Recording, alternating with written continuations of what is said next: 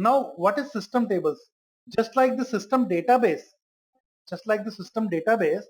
okay, there are some system tables also which SQL Server automatically creates for every database, and it's always same. Okay, you will see a table called sys users under this database also and under Suji database also, because those are all child tables which is created automatically when you create that particular database. Again, we don't need to use that directly. It is used for internal purpose. What do we need? We need all the database that we created.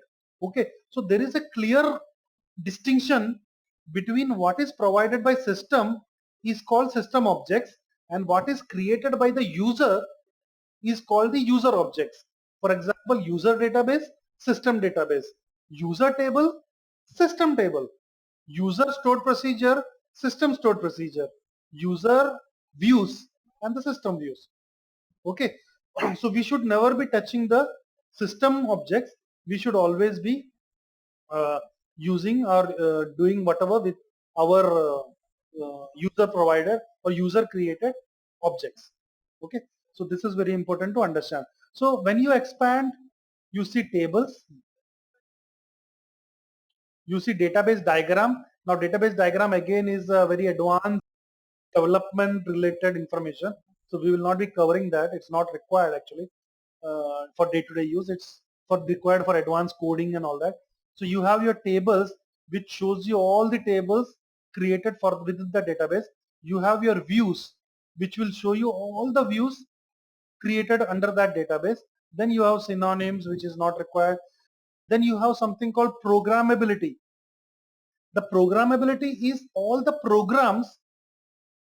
Program is nothing but the store procedures, the code, the macros that we have written. Okay, you will see here. So when you expand programmability, you further see what? Store procedures, functions, database triggers, assemblies. These are nothing but different things, different objects you create for programming purpose within SQL. Those are all coming under the scope of SQL development.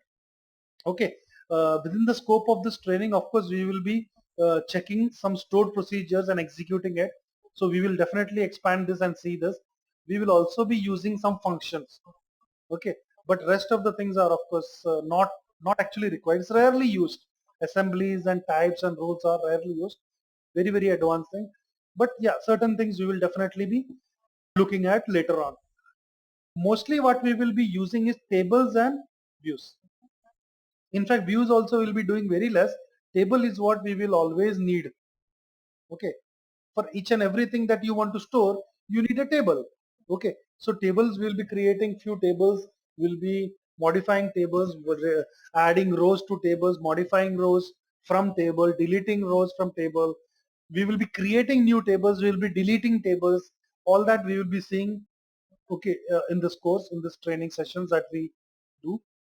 Now let me just show you some real examples that is provided by Microsoft in the Adventure Work sample database.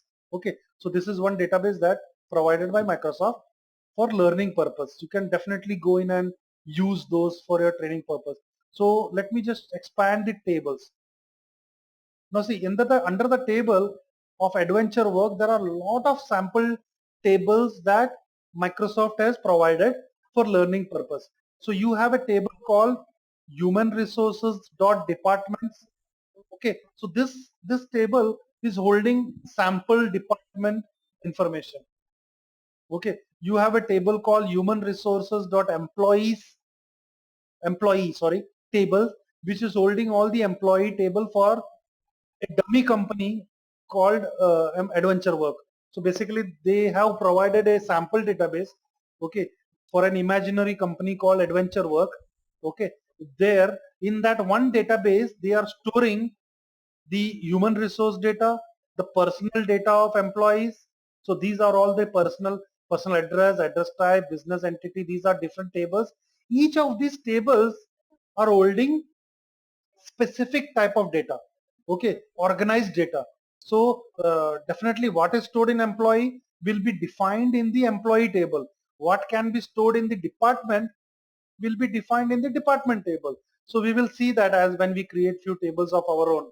Okay, and we will be using some of these tables for our sample query for learning purpose later on. But these are all the lots of tables actually. See the production, so production, the sales, you can see here, sales currency, sales current.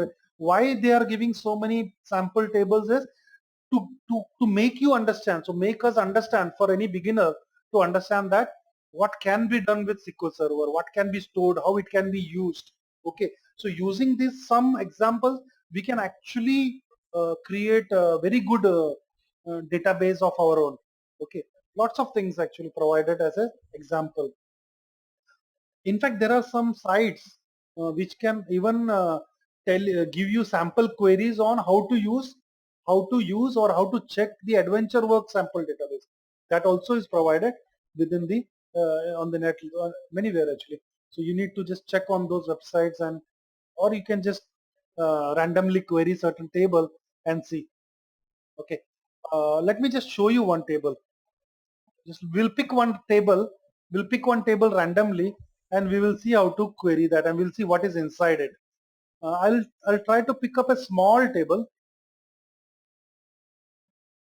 Let me just choose one small table. Okay, this is a good one.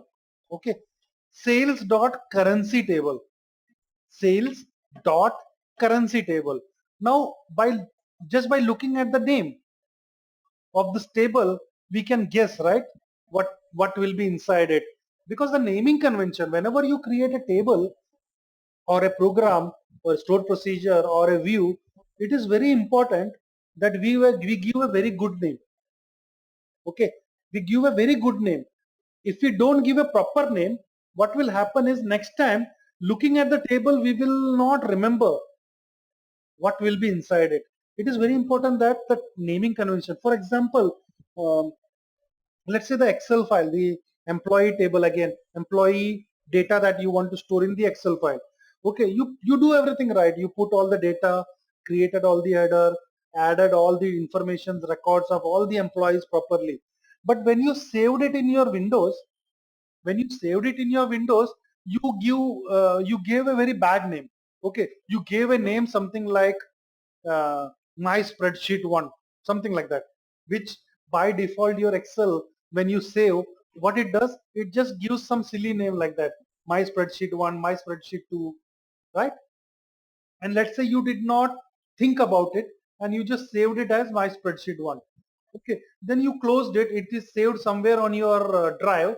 Then let's say you go for a vacation and you come back after a couple of weeks. Okay, you will not remember, right? It will be somewhere on your disk, on the server. But and then let's say you found spreadsheets, but there will be hundreds of spreadsheets you might have created, right, in your day-to-day work. By looking at my spreadsheet one, my spreadsheet two, my spreadsheet three, you will not remember what is inside it. So what you will do? Let's say you have a folder where you create all your spreadsheet, and you have a my spreadsheet 1, 2, 3, 4, and 100. How will you choose the employee spreadsheet? Is it possible? You will have to do lot of work, lot of thinking. Oh, I created so and so spreadsheet on so and so day. So let me check the file date I created on so and so date. Okay, if you remember that, good. You can pick those the right spreadsheet. But if you don't remember, then it will be very difficult. You will have to actually open all the 100 spreadsheet and find out which one is the correct spreadsheet, correct? So what do you do to solve that problem? You give a very good name. Okay, so which means when you create a spreadsheet for the employees, you better give the name spreadsheet, or sorry, you better give a good name like employees.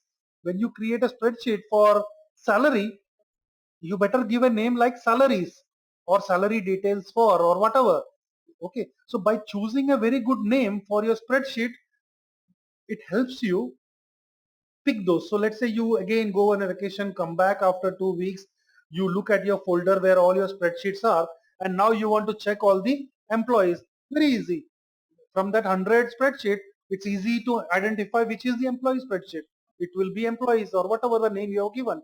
So that is the power of good naming convention. Similarly, same is applicable for your database and your tables as well, or any object that you create in SQL Server, please choose always the right good name, the name that matches with what you're actually trying to do. Okay, so when you create or when you're trying to create a table for storing the employee data, you better give a name called employees. Okay, now adventure work teaches you that as well. Okay, so you have hundreds of tables here, right?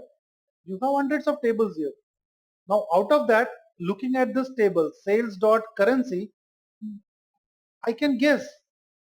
Okay, I can very clearly guess. It will hold all the different types of currency in which this particular company called Adventure Work is dealing with. The sales department. Okay, one thing I can tell you is it belongs to the sales department. Okay, the sales department has a currency called table called currency. So definitely the sales people might be dealing, let's say they are selling their product in 3 different countries. Okay, so they are selling in India, they are selling in US, they are selling in UK. So they will have 3 records here: pound, rupees, and dollar. Okay, they might be dealing in hundreds of different countries. So then one for each currency that they are dealing with will have an entry in this table. So this is what it means.